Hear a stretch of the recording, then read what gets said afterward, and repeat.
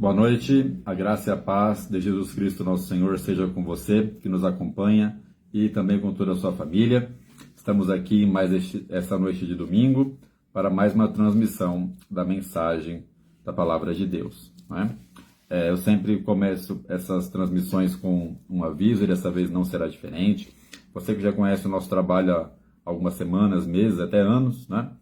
Visto que nós fazemos essas transmissões desde a pandemia, desde 2020, né?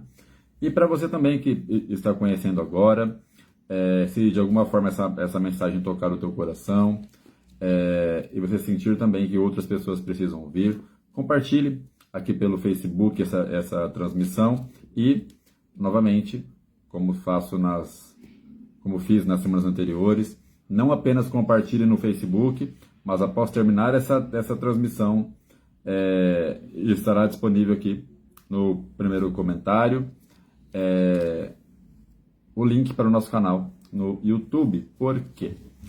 A Meta, empresa responsável pela gestão do Facebook, está deletando todas as transmissões ao vivo. Então essa live, como todas as outras que fazemos, não ficará disponível daqui 2, 3 meses. Após 30 dias, todas são deletadas. Então, se você quer ter ainda acesso a todos esses conteúdos, todas essas mensagens, é necessário que você se inscreva no nosso canal no YouTube, que é Evangelista Robson Camargo, mas para quem tem um pouco de dificuldade aí com internet, enfim, o link estará no comentário após o final dessa transmissão, tá?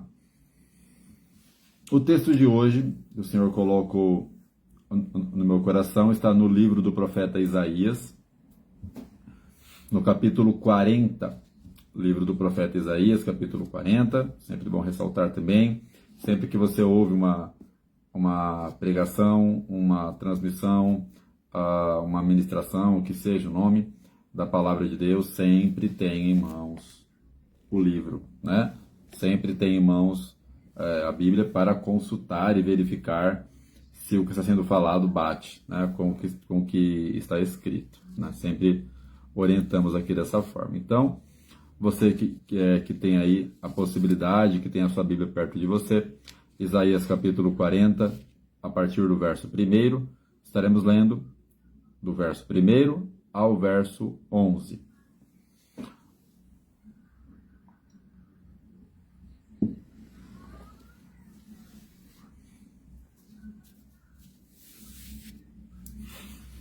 Então, Isaías 40, do verso 1 ao 11. Passemos a ler a leitura.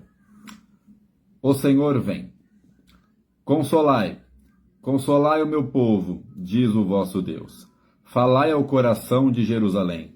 Bradai-lhe que já é findo o tempo da sua milícia, que a sua iniquidade está perdoada e que já recebeu em dobro das mãos do Senhor por todos os seus pecados.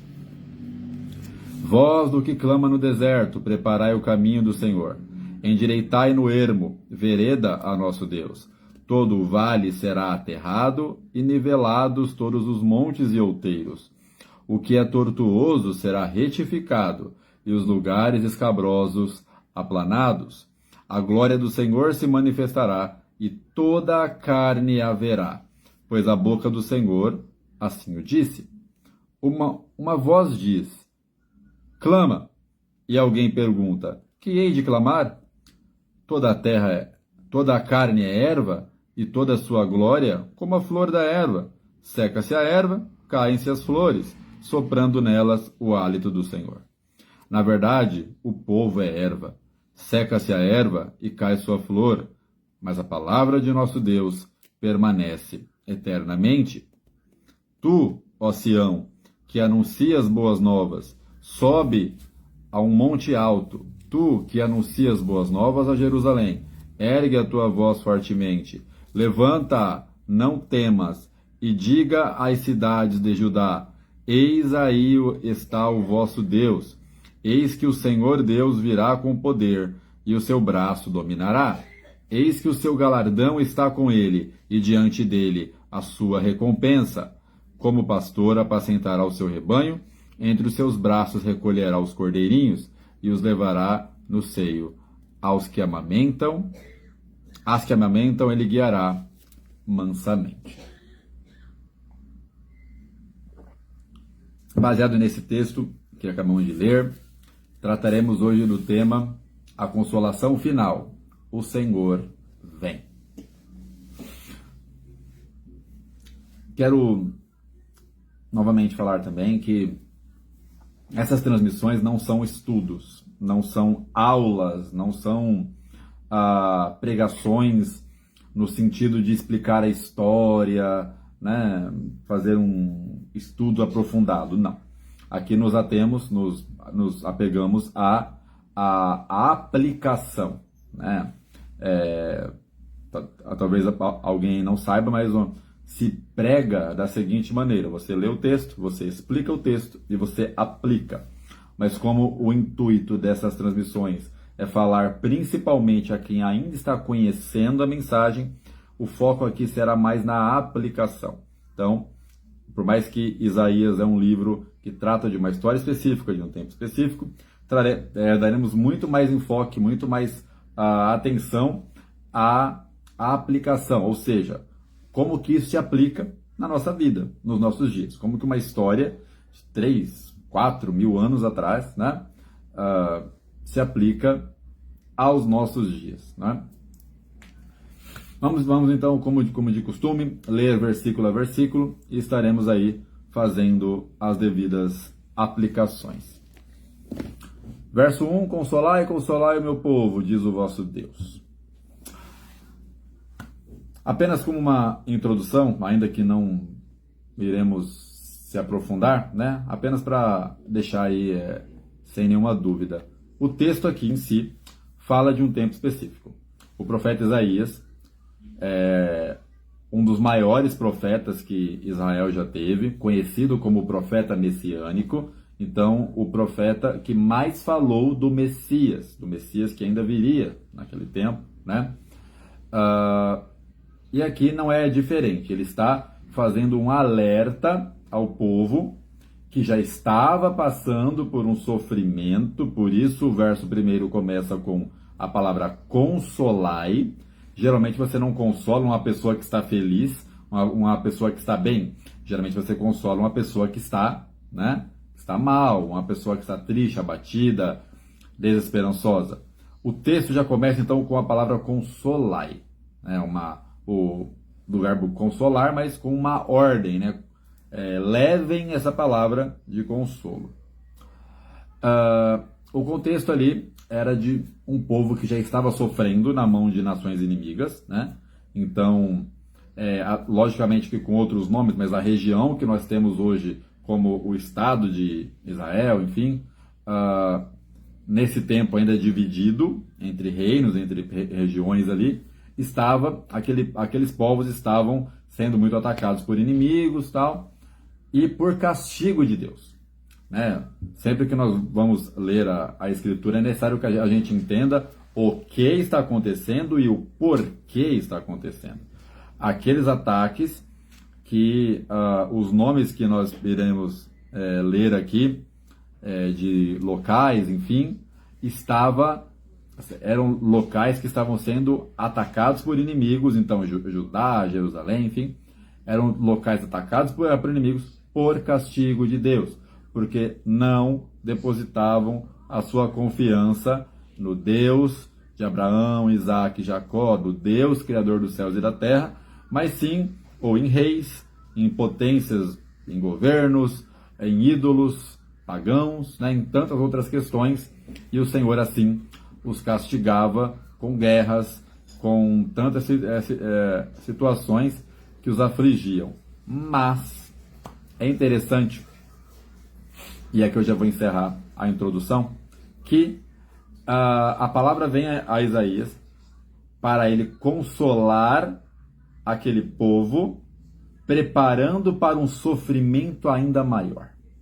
Aquele povo que já estava passando por perseguições, por ataques inimigos, ainda veria, ao menos naquela geração, né, o maior ataque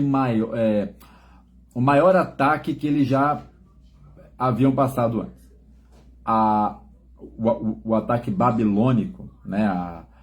A nação, a Babilônia, invadiria aquelas terras e levaria o povo cativo como escravos, né? Então, até aquele momento, eles não teriam passado por algo tão terrível, aquele povo, aquela geração que estava sendo atacada por nações até menores, mas aquela geração não havia passado por algo tão terrível, tão destruidor, né? Como sim aconteceu no começo da história, quando o Egito domina aqueles povos, e mais recentemente agora, no século passado, né? Por volta ali da década de 20, 30, 40, quando os judeus sofreram aí horrores nas mãos da Alemanha nazista, né? Mas, dadas essas proporções, né? Naquele tempo específico de Isaías, o que estava por vir era muito pior do que eles poderiam imaginar. Trazendo para os nossos dias, quando você vai levar uma palavra de consolo para alguém, quando você vai consolar uma pessoa, geralmente você consola por algo que já está acontecendo com ela ou que acabou de acontecer, né? É comum que se leve consolo a uma pessoa enlutada, uma pessoa que está ali sepultando seu ente querido ou que já está naquelas primeiras semanas, né, do luto após o sepultamento, enfim. Então, por algo que está acontecendo ou que já aconteceu. Aqui é diferente. Aqui, conforme formos lendo, Isaías ele está consolando aquele povo por algo que ainda viria. Nos nossos dias não é diferente. Quando falamos do Evangelho, quando falamos da esperança, e a única esperança que podemos ter hoje, de que a volta do Senhor, né, que é a volta do Senhor, essa esperança, falamos sim de tempos difíceis que estamos passando, mas sim de tempos ainda piores, né?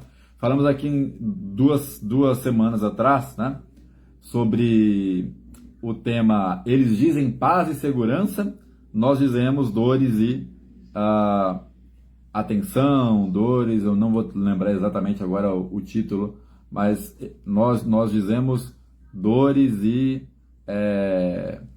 atenção no sentido de você estar dores e vigilância. Era esse o tema, né? Você estar vigiando, você estar atento ao que está acontecendo. E é bem sobre isso também que trataremos hoje. Quando falamos do anunciar a volta do Senhor, a sua segunda vinda, a palavra diz claramente que passaremos por momentos ainda piores, né? Por mais que, como falamos 15 dias atrás, que os poderosos, os governantes prometem prosperidade, prometem paz, né? Fazem inúmeros acordos que muitas vezes não duram 6 meses, né? Para quem vê noticiário, você vai ver figuras conhecidas, presidentes, primeiro-ministro, chefe de não sei do que fazem pronunciamentos, né, como se eles estivessem nas mãos do mundo, né? Eu estou dizendo que esta semana acabará tal guerra.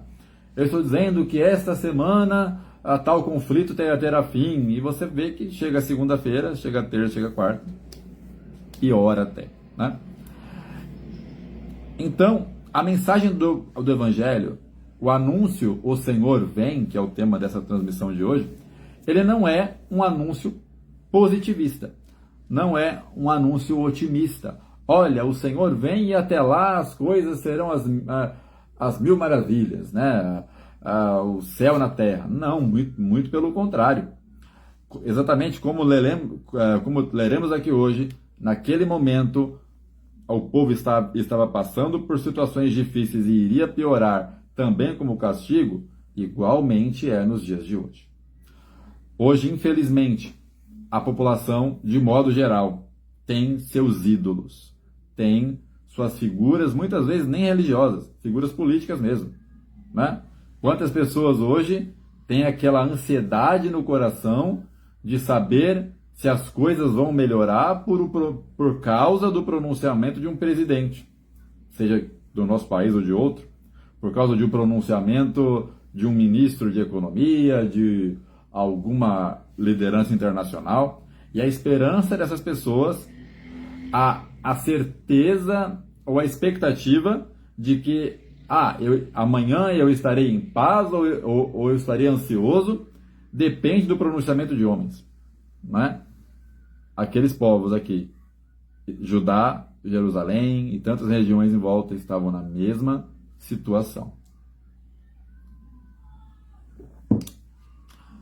Continuando então aqui a leitura, verso 2. Para quem chegou agora, o texto é Isaías 40, do verso 1 ao 11. Falai ao coração de Jerusalém, bradai-lhe. Bradai aqui é grito, fale em voz alta, para que todos ouçam.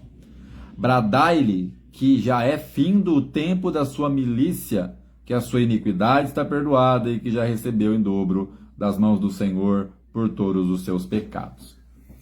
Aqui pode parecer contradição, mas não é. O que eu disse é fato. O texto estava preparando aquele povo para algo pior. Mas repare que o título é O Senhor Vem. Então, Isaías, aqui no texto, ele está falando de 3 cenários. Ele está falando de 3 etapas. Aquele momento em que o povo passava por aflições menores. Um segundo momento em que o povo passaria por situações infinitamente piores. Mas um terceiro e principal momento que seria sua redenção.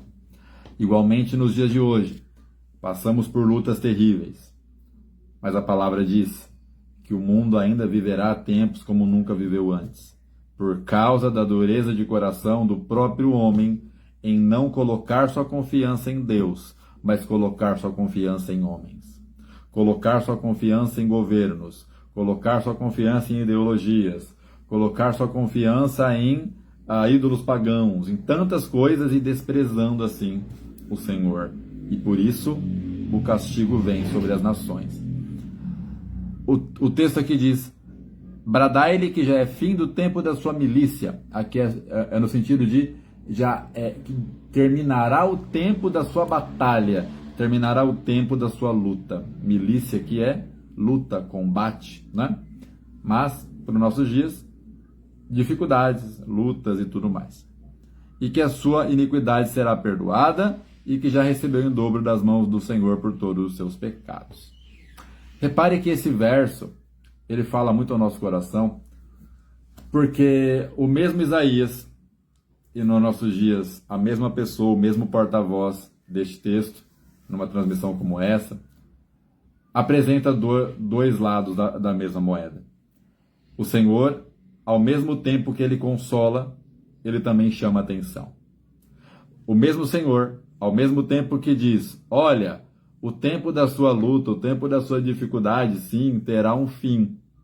Mas esse mesmo Deus, ele vai dizer: vocês recebem em dobro das mãos do Senhor por causa dos seus pecados. Então, lembra que eu falei aqui 3 etapas: situação ruim, mundialmente falando, pior, e depois a redenção, 1, 2 e 3. Dessa 1 para 2 é a punição dobrada. O mundo, infelizmente, por mais que se anuncie a redenção, por mais que se anuncie a necessidade de que o homem, a mulher, enfim, se renda ao Senhor, viva para o Senhor, pare de viver para o seu próprio eu, por mais que se anuncie, a dureza de coração do ser humano é cada vez pior. Eu acho que isso já é senso comum. Aonde você passar e você perguntar para qualquer pessoa que você conheça, essa pessoa vai confirmar: realmente, o mundo está piorando. As pessoas estão cada vez mais com o coração duro, insensível, não é? Sem entrar muito no mérito, hoje, se você abre a internet, se você vê no noticiário, tem gente comemorando uma possível recessão, uma crise econômica gigante que a nossa própria nação vai passar por decisões políticas entre presidentes, por briguinhas entre presidentes, né? Tem gente que comemora isso. Apenas como briga de torcida. Ah, o meu lado da política está ganhando. Ah, mas o seu está perdendo. Ah, mas é... E o próprio povo passando necessidade, já com vistas no horizonte de uma crise, de uma situação muito difícil, e a reação é comemoração, né? Então você vê que a dureza de coração das pessoas é tão grande que nem quando elas sabem que vai doer na sua própria carne, isso não as afeta, né? E aqui Isaías está falando nesse tom com um povo que estava com seu coração endurecido. Ele diz, olha, vocês receberão, por mais que ele fala aqui, e já recebeu no sentido de passado, lembra que o texto é uma profecia, então é de algo que ainda iria se cumprir. Vale para os dias de hoje. O mundo hoje está endurecido, já há castigos, já há, mas ainda virão dobrados. Porque a humanidade não aprende. Há um dito muito antigo, que é mais ou menos assim: quem não conhece o seu passado está fadado, ou seja, destinado a repeti-lo, né? Desde que o mundo é mundo, os homens confiam, têm como deuses governantes e sempre sofrem na mão deles. Mas o que acontece em seguida? Estão lá idolatrando seus líderes governamentais de novo, de novo e de novo. E deixando o Deus Criador dos céus e da terra de lado. Não, a minha esperança está em fulano de tal. A minha esperança está no presidente, está no governador, está no prefeito, está no chefe de Estado, não no Senhor. E o castigo vem.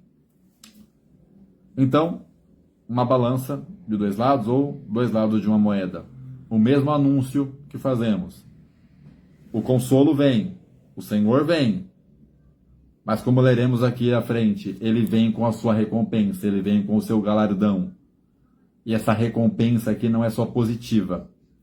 Ele vem com a sua recompensa, com o descanso eterno para quem viveu para ele, mas também vem com o castigo para quem viveu para o próprio umbigo, para o próprio eu. Verso 3, talvez o mais conhecido deste texto. Vós do que clama no deserto, preparai o caminho do Senhor, endireitai no ermo vereda ao nosso Deus. Aqui é uma citação que, para quem já leu o Novo Testamento, vai reconhecer essa passagem. Aqui está falando do último profeta, João Batista, né? O último profeta que inclusive foi o que preparou o caminho para Jesus. João Batista, primo de Jesus, né? Filho lá de Isabel, né?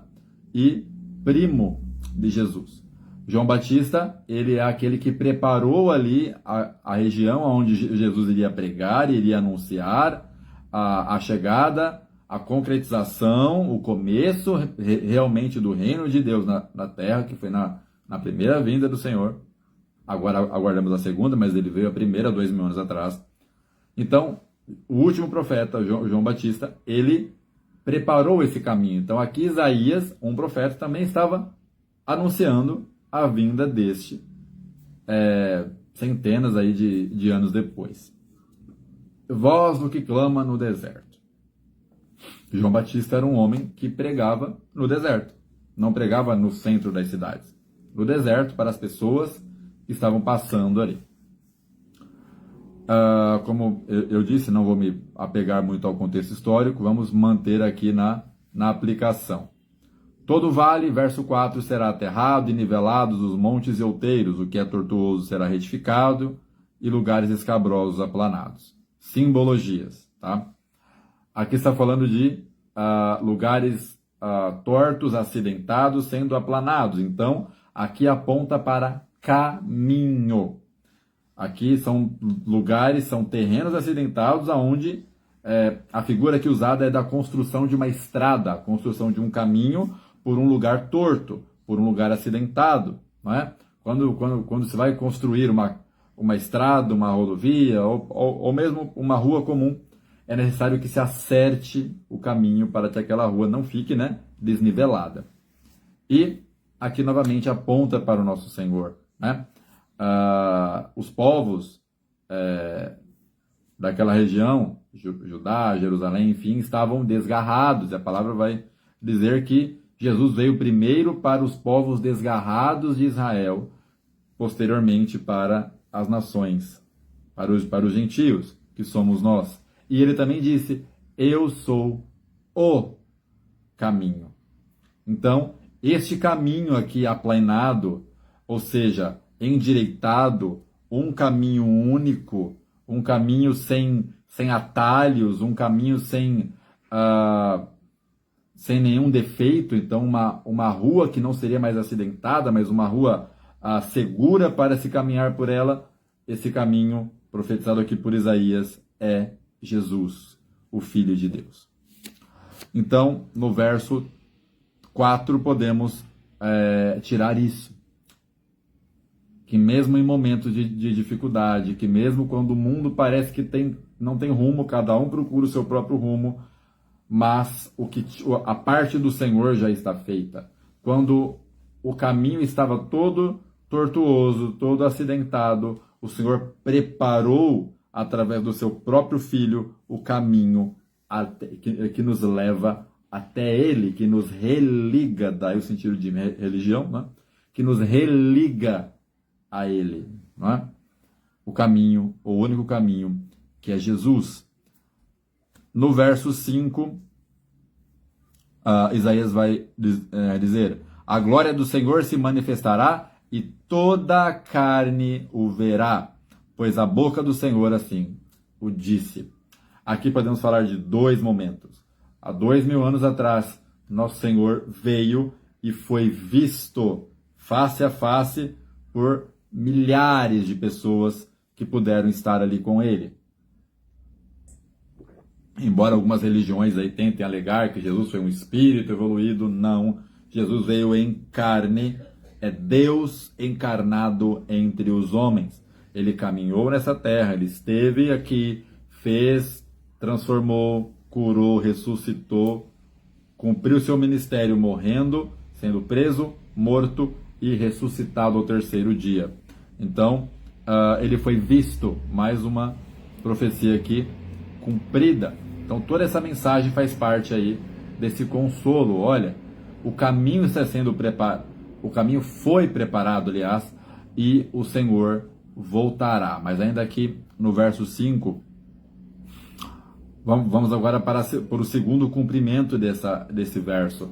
O Senhor foi visto por todo olho e será visto novamente, quando ele retorna na sua segunda vinda, quando o capítulo 24 de Mateus vai dizer que todo olho o verá.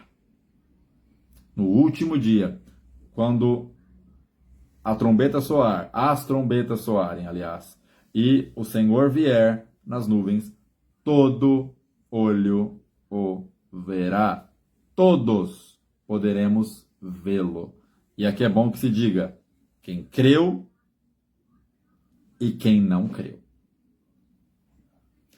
Quem viveu para o Senhor e quem debochou do nome dele. Não há aqui divisão mais. Todos verão a sua vinda. A sua vinda será audível, visível, inescapável e gloriosa. Então, será algo que o mundo inteiro terá que parar para ver. E todo olho o verá. Então, essa é a nossa esperança.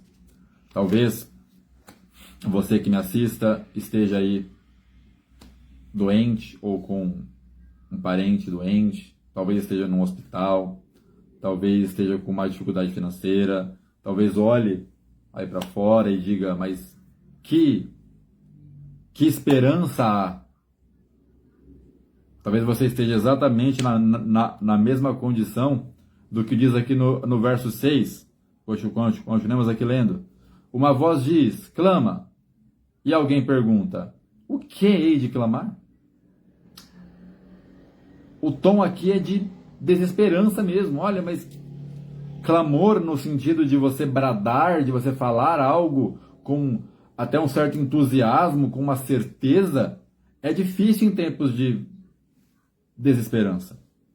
Quando tudo ao redor parece vir contra, quando tudo parece estar dando errado, para quem está apegado ao que acontece aí fora, eu duvido que alguém consiga enxergar esperança. Né? Falamos de conflitos bélicos, militares, nações aí, Oriente Médio, na Ásia, né? Guerras, rumores de guerras, tudo que já estava predito. Agora guerra comercial. Guerra comercial só tem um final: miséria, fome e coisas do tipo. Quando você olha para o cenário do mundo, você não vê esperança alguma. A não ser que você seja um idólatra de algum político e você acha que vai ter um salvador da pátria na política de algum país que vai fazer mágica e tudo virar o céu na terra. Caso contrário, caso você tenha um pouquinho de sanidade ainda, né? Você ainda tem um pouquinho de QI, você vai entender que não. Nenhum desses homens podem nos dar esperança. E o texto continua dizendo: que hei de clamar? Se toda a carne é como a erva, que novamente Isaías usa aqui uma simbologia, comparando a vida humana a uma planta, a uma erva que nasce no campo e que está ali totalmente desprotegida. A nossa vida é exatamente dessa forma. Se você pensar na nossa vida, na nossa saúde, somos semelhantes às plantas. Estão ali, crescendo, se chover ou se fizer sol, e o quanto fizer de cada um, são fatores determinantes para que ela cresça ou para que ela morra. A nossa vida é tão frágil quanto. Hoje estamos bem, amanhã não sabemos. Então a nossa vida é frágil exatamente como essa erva citada aqui no texto, em que a palavra aqui diz que basta que o sopro, o hálito, então o sopro do Senhor passe por ali, ela se desfaz. Não é? Aqui fala da brevidade da vida, da fragilidade da vida humana.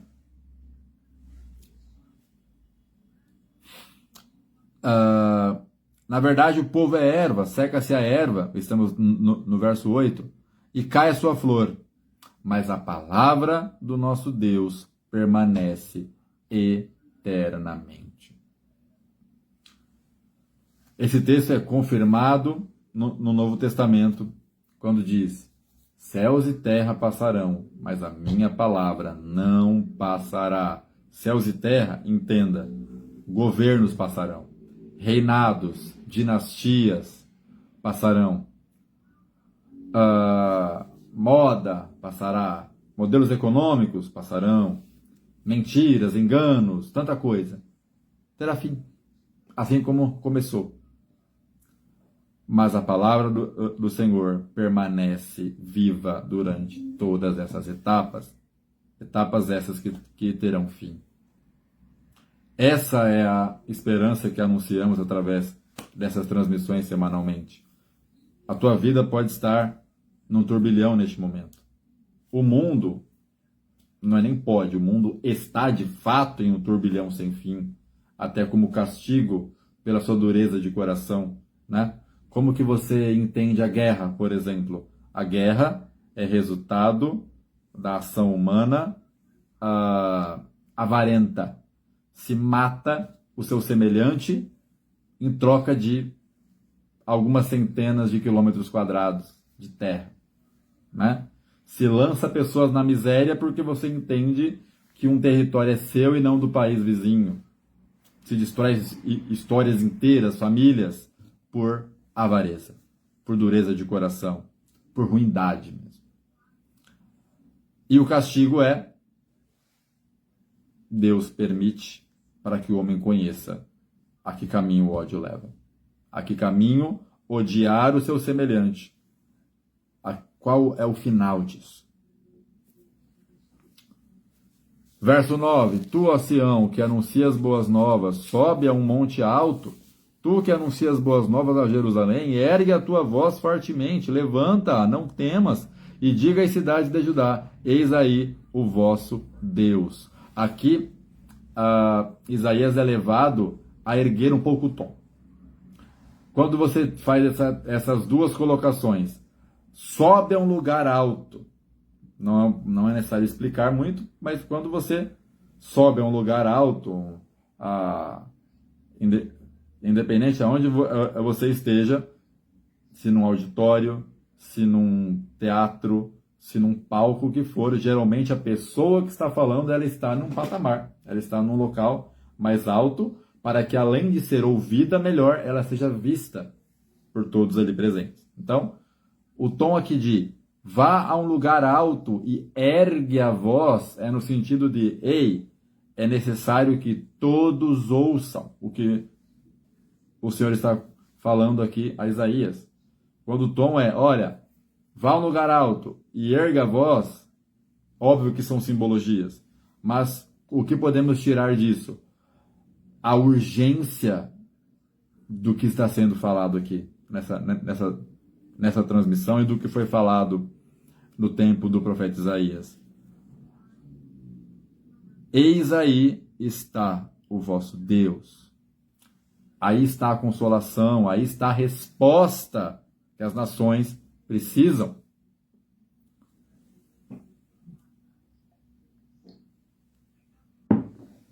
Eu tenho sido repetitivo até nisso, nas transmissões, mas no contexto em que nós vivemos é necessário que se ressalte, é necessário que se repita. E aqui eu falo todos os nomes para que ninguém se sinta, né? A nossa esperança não pode estar em Lula, em Bolsonaro, em Donald Trump, em Putin, em Xi Jinping, em quem seja. Senão estaremos nessa mesma condição deste povo. Se a tua esperança está nos homens, você vai perecer, você vai ser detonado juntamente com eles. Se a tua esperança está em pessoas que mentem descaradamente em troco de poder, em troco de ter influência, você está em péssimos lençóis, não apenas em maus. Mas se a minha e se a tua esperança está no Deus Criador dos céus e da terra e na obra do teu Filho, obra essa que nos alcança, o sacrifício da cruz ainda nos alcança nos dias de hoje, alcança aquele que crê e aceita o senhorio dele. Se a nossa esperança é esta, ainda que o mundo inteiro se abale, nós sabemos que a nossa esperança não termina na sepultura. O verso 10 muda um pouco o tom para uma temática mais séria. Eis que o Senhor Deus virá com poder, e o seu braço dominará, e o seu galardão está com ele, diante dele a sua recompensa. Aqui saímos um pouquinho do consolo para ir para o tema castigo e julgamento. Quando você ouve falar de galardão, geralmente você pensa em algo bom, né? Passaremos a eternidade com o Senhor e Ele tem para nós o seu galardão. Geralmente você tem só essa imagem de algo positivo, de bênçãos, de tantas coisas que nem podemos imaginar que nos esperam, né? Que espera todo aquele que for fiel até o fim ao Senhor na eternidade. Mas repare que o mesmo texto que diz galardão também vai dizer recompensa. E essa recompensa aqui não é uma premiação, não é uma medalha, não é algo no sentido de mérito, algo que você dá para alguém que se esforçou, para alguém que merece uma honraria. Não falamos aqui de honraria. A recompensa aqui é exatamente o pagamento. A palavra vai dizer que o salário do pecado é a morte. Então a recompensa aqui, nesse contexto, o Senhor vem ele vem sim para resgatar os seus, para resgatar aqueles que, embora em sofrimento, permaneceram fiéis até o fim, mas ele também traz na sua mão a recompensa para as nações, a recompensa para os governantes, a recompensa para juízes, a recompensa para forças militares, civis, o que for, e a recompensa para o próprio povo mesmo, segundo as suas obras. E quando diz que ele traz em sua mão, é no sentido de vem junto. Não é algo que ele deixa para trás para pegar depois, não. Ele vem, e o texto aqui é muito claro, é muito enfático. E está com ele a sua recompensa. Então ele já vem nesse mesmo intuito. Para salvar, mas também para punir. Para resgatar, como a redenção de muitos, mas também como castigo de muitos. A mesma palavra te consola, ela também chama a nossa atenção. Eu, durante essa semana, pensando no que eu iria ministrar nesse domingo, hoje, não? Eu estava com mais ou menos uma outra mensagem em mente, mas essa de Isaías aqui saltou aos meus olhos. Mas eu estava com uma frase de uma leitura que venho fazendo há algumas semanas, lá do começo da Bíblia, que diz mais ou menos assim, que para um determinado povo daquela época, a punição, o castigo do Senhor não havia chegado ainda, porque não havia se completado a medida da iniquidade, ou seja, da maldade. Então, o que é completar a medida? É como falamos atualmente, quando a última gota fizer transbordar o balde, não é? Ou o copo, enfim. Então, completar a medida é exatamente nesse sentido, que o mundo testa tanto o Senhor, testa tanto a paciência do Senhor, é tanta maldade, é tanta dureza de coração, que se multiplica e continua sem o menor temor, o menor arrependimento, que é como um balde que vai enchendo. E chega aquela gota que é a responsável por transbordar a água. Esse transbordar da água simboliza o fim do tempo de tolerância. É o que está acontecendo com o mundo. Hoje, quando você vai levar a mensagem de que o Senhor está voltando, de que a nossa esperança tem que estar nele, muitas vezes você ouve deboche. Muitas vezes alguém se atreve a dizer, não, a minha esperança está no caixa eletrônico. Minha esperança é meu salário. Minha esperança é a minha empresa. Minha esperança é fulano de tal, o governante A, B, C ou D. Debocha. O problema é, o Senhor vem com a sua recompensa para quem desprezou o seu perdão, para quem desprezou a tua mão estendida. A palavra diz que por muito tempo, e por isso que ninguém pode tratar o Senhor como injusto, por muito tempo o Senhor tolerou, e ainda tolera, a maldade humana.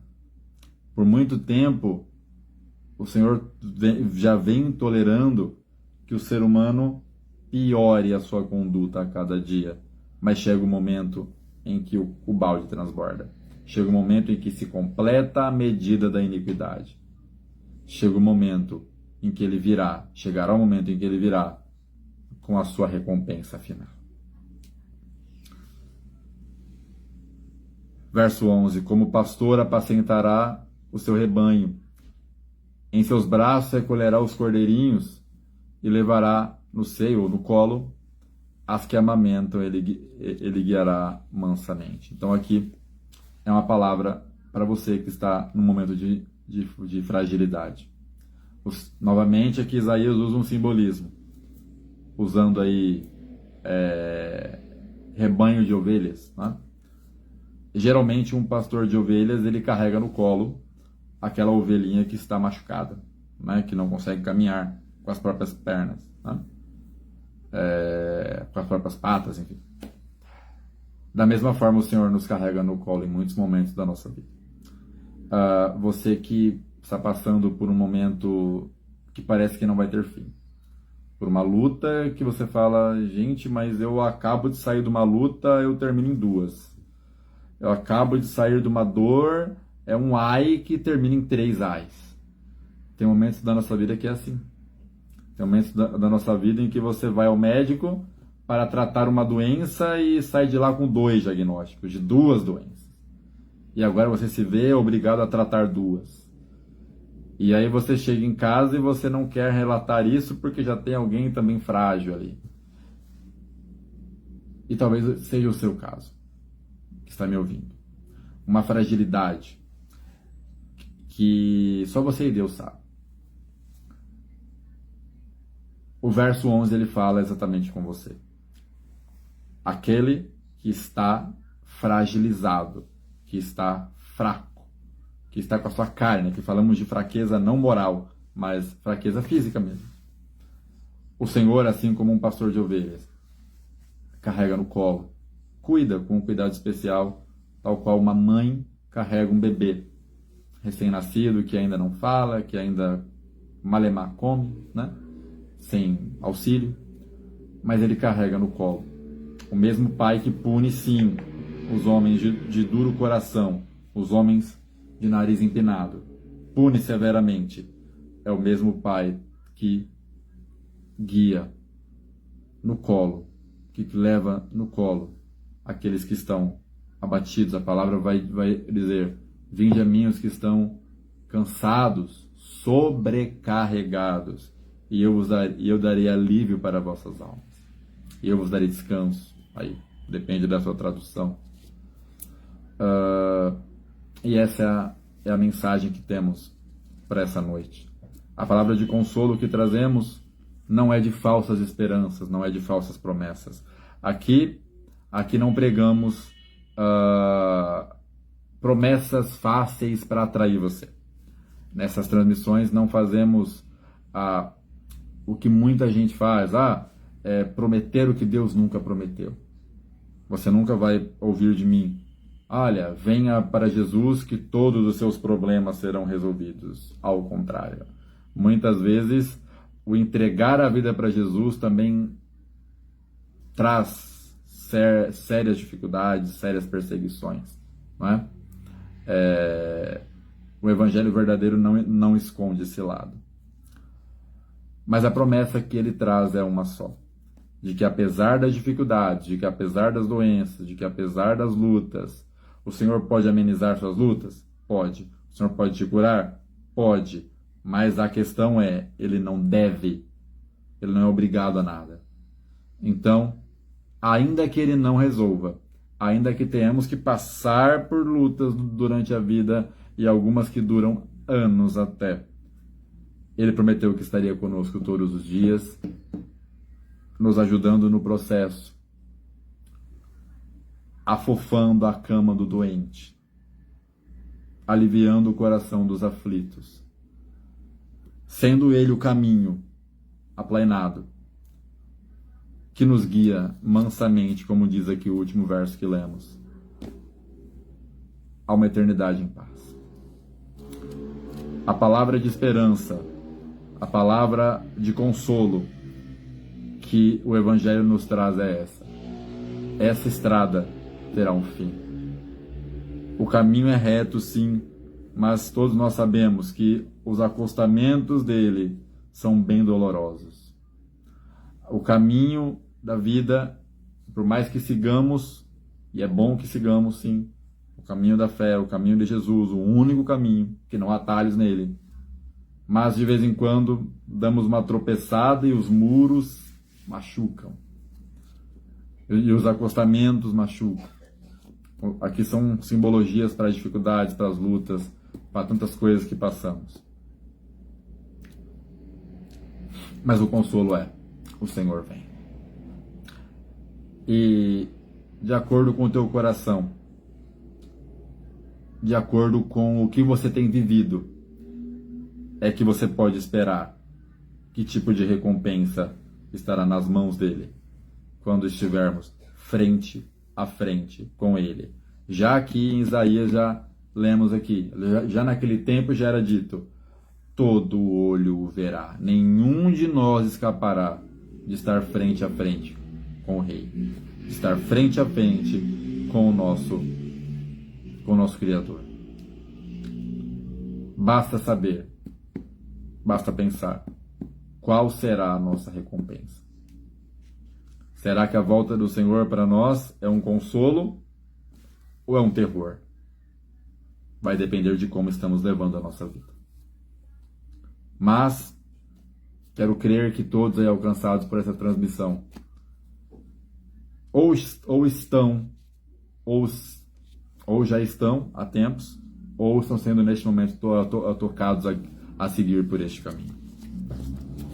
E para você que entendeu, que decidiu seguir por este caminho e que está seguindo, nem que nos primeiros dias ainda, que está devotando a tua vida a Jesus, que está dedicando a sua vida ao Senhor, a palavra é de consolo. Tratamos sim durante essa transmissão de situações mais sérias, falamos aqui que o castigo que ainda virá ao mundo é dobrado, mas nós que estamos com a nossa esperança voltada, focada no Senhor, temos esse consolo. O Senhor virá. O Senhor virá e com ele a sua recompensa e com ele o seu eterno descanso. Essa é a palavra para essa noite, que você possa meditar nela, você que chegou agora no final da transmissão, ela ficará salva, então dá para você começar ela do zero, e compartilhe com seus amigos, familiares, todos aqueles que você for tocado, todo aquele que você se lembrar enquanto assiste. Quero pedir que você que pode, você que está aí numa condição em que você possa fazer isso, que curva sua cabeça para que, como de costume, como fazemos semanalmente, estejamos fazendo uma oração de acordo com o que aprendemos aqui hoje. Pai Santo, Pai Eterno, agradecemos por mais essa mensagem. Pai, a tua mensagem hoje nos trouxe consolo, nos trouxe esperança, de que, sabendo sim que o mundo ainda vai piorar muito, em que os homens, por mais que as lutas, dificuldades, a guerra, a fome, o mal se multiplique, os homens parecem desejar que ele se multiplique. Mas a nossa esperança não está nesses homens. A nossa esperança está no Senhor. Esperamos pelo grandioso dia, pelo glorioso dia em que o Senhor virá e todo olho verá o Santo de Israel, todo olho verá o Filho do Deus de Jacó, de Isaac e de Abraão. Todo olho verá o Messias vindo sobre as nuvens do céu, com a sua recompensa em mãos, com a nossa salvação, com a nossa redenção, com a nossa paz eterna. Essa é a nossa esperança. Pedimos, Pai, que o Senhor fortaleça essa esperança nos nossos corações, que a nossa esperança não venha do noticiário de amanhã, mas que a nossa esperança venha da Tua palavra de hoje, que é mais atual do que o jornal de amanhã. Que a nossa esperança venha desse dia pelo qual ansiamos, pelo qual clamamos que venha, pelo qual dizemos: Maranata, ora vem, Senhor. Que a nossa esperança venha a ser essa. Que ainda em dificuldades, ainda em lutas, enfermidades, em dores, que o nosso olhar, que o nosso foco venha estar no Senhor. Isso peço para mim e para todos os quais essa transmissão chegar. Assim peço e agradeço em nome de Jesus. Amém. É isso. Uma excelente semana para você e para sua família. E que, assim, se o Senhor nos permitir, domingo que vem, nesse mesmo horário, por volta ali de 9h30, 10 horas da noite, estaremos aí com mais uma transmissão da mensagem de consolação, mas também de atenção, de ordenanças da parte do Senhor, né? Até lá, e que o Senhor te abençoe.